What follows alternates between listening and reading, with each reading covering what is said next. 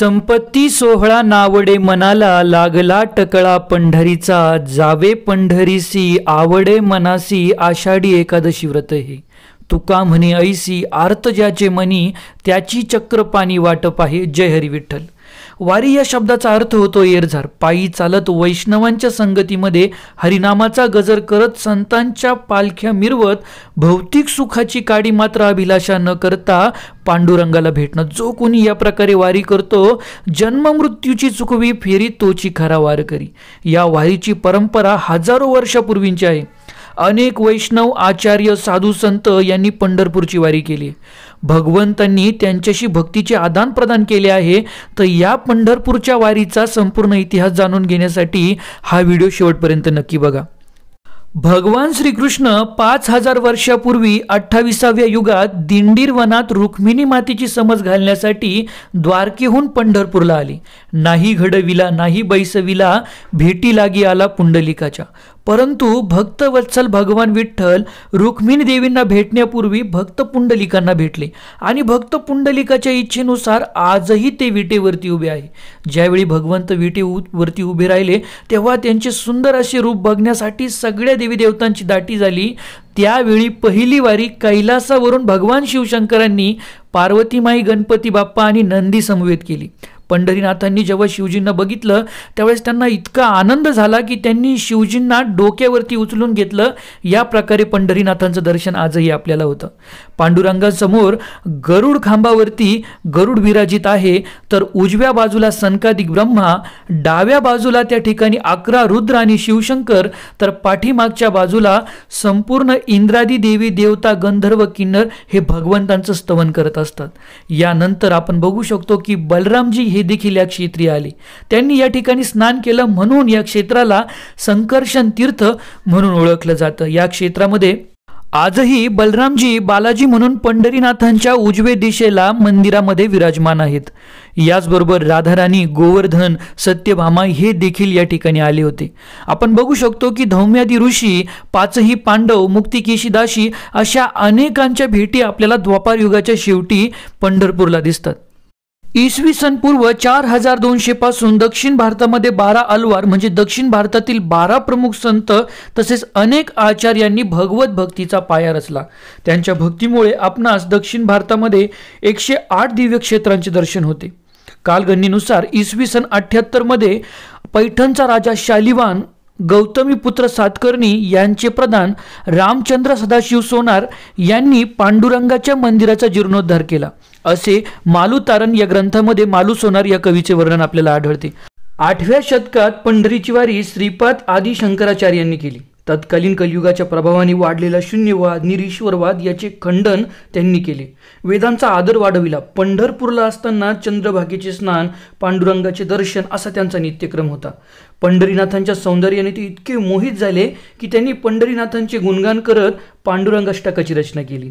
महायोग पीठे तटे भीमरथ्याम, वरम पुंडरीकाय दातु मुनींद्रै, समागत्य तिष्ठम तमानंद कंदम, परब्रह्मलिंगम भजे पांडुरंगम.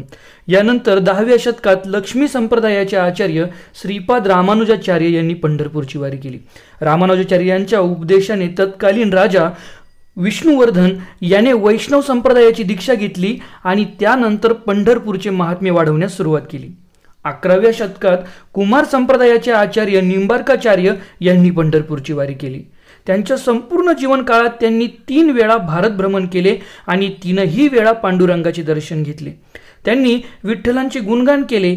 याच्या प्रित्यर्थ आजही तांबड्या मारुती समोर निंबार्काचार्यांचा भव्य मठ आपणास दिसतो. 12व्या शतकात ब्रह्म संप्रदायाचे आचार्य श्रीपाद मध्वाचार्य यांनी पंढरपूरची वारी केली. त्यांचे शिष्य पद्मनाभ तीर्थ यांनी स्थापन केलेल्या मठात ते चातुर्मासामध्ये 4 महिने राहिले. भगवत कथा, चंद्रभागेचं स्नान, पांडुरंगाचं दर्शन हाच त्यांचा नित्यक्रम. इसवी सन 1261 मध्ये त्यांनी पंढरपुरामध्ये 3 विठ्ठल मूर्ती घडविल्या. या मूर्ती आजही आपणास पुतीजे मठ, पेजावर मठ, शिशूर मठ या ठिकाणी दक्षिण भारतात आपणास त्यांचं दर्शन होऊ शकतं. त्यानंतर 12व्या शतकाच्या उत्तरार्धामध्ये दक्षिण यात्रा करत असताना लक्ष्मी संप्रदायाचे आचार्य रामानंदाचार्य यांनी देखील पंढरपूरची वारी केली. पांडुरंगाचं दर्शन घेत ते आळंदीहून पुढील यात्रेमध्ये जात असताना सिद्धेश्वराजवळ एका ब्राह्मण स्त्रीला त्यांनी पुत्रवती भव हा आशीर्वाद दिला. ती ब्राह्मण स्त्री म्हणाली, माझे पती तर संन्यासी आहे, आपण मला हा आशीर्वाद कस काय दिला? त्यावेळी त्या ब्राह्मण स्त्रीच्या वर्णनावरून रामानंदाचार्यांना लक्षात आलं की तो संन्यासी आपला शिष्य आहे. भवानंद स्वामी हे त्यांचे नाव. तेच विठ्ठलपंत कुलकर्णी आपल्या गुरूंच्या आज्ञेने पुन्हा ग्रस्त आश्रमात परतले आणि त्यांच्या पोटी वारकरी संप्रदायाची पायार असणारी रत्न म्हणजेच वैष्णव शिरोमणी माऊली ज्ञानोबाराय, निवृत्तीदादा, सोपान काका, मुक्ताबाई हे जन्माला आली. कुळ हे पावन कृष्ण नामे. प्राकृत भाषेत भगवद्गीतेची टीका ज्ञानेश्वरी रचत हरिमुखे म्हणा हा सोपा मार्ग त्यांनी जनसामान्यांना दिला. माझ्या जीवीची आवडी पंढरपुरी नेईन गुडी या प्रकारे खऱ्या अर्थाने आषाढी कार्तिकी वारीची परंपरा, पंढरीचा महिमा, पांडुरंगाचे गुणगान हे माऊली ज्ञानोबा, निवृत्तीदादा, सोपान काका, मुक्ताबाई, नामदेवराय, चोखोबा, गोरोबा, संतसेना, कृमदास, नरहरी, जनाबाई, सखुबाई या सगळ्या संतांनी सर्वत्र गायला. यापुढे दामाजी पंत, भानुदास महाराज या संतांनी ही परंपरा पुढे चालवली. 13व्या शतकापासून तर 15व्या शतकापर्यंत कर्नाटकातील दास परंपरा ही मोठ्या प्रमाणात दिसून येते. परम करुणा तरंगा श्री पांडुरंगा या प्रकारचा जयघोष करत श्रीपाद राय यांनी कन्नड भाषेमध्ये विठ्ठल भक्तीपर काव्यरचना केली. पंढरपूरची वारी करत असताना श्रीपाद रायांना पंढरीनाथांनी स्वप्नात दर्शन दिलं. भगवंतांनी सांगितल्याप्रमाणे रंग विठ्ठल ही मूर्ती त्यांना चंद्रभागेमध्ये प्राप्त झाली. 600 वर्षापासून आजही पाद राजमठामध्ये श्री रंग विठ्ठलाची म्हणजेच भगवंतांची पूजा अर्चा केली जाते. वादिराज तीर्थ यांना पंढरीनाथांनी पंढरपूरला हयग्रीव रूपामध्ये दर्शन दिलं.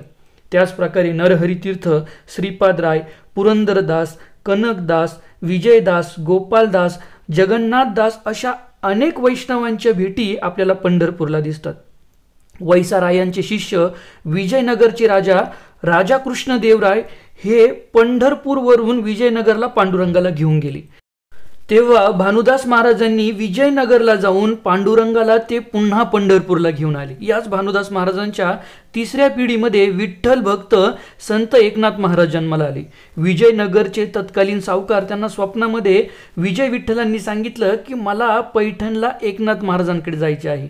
असे भगवंतांचे छोटेसे विजय विठ्ठल विग्रह हे त्या सावकारांनी पैठणला पोहोच केले. आजही नाथ महाराजांच्या समाधीजवळ आपणास विजय विठ्ठलांचे दर्शन होऊ शकते.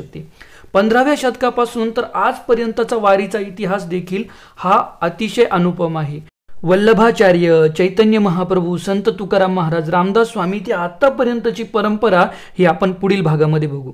ज्या आचार्य संतांच्या कृपेमुळे आपणास ही विठ्ठल भक्तीची परंपरा, कृष्ण भक्तीची संस्कृती प्राप्त झाली त्यांच्या प्रती आपण कृतज्ञ होऊन भगवंतांना प्रार्थना करू.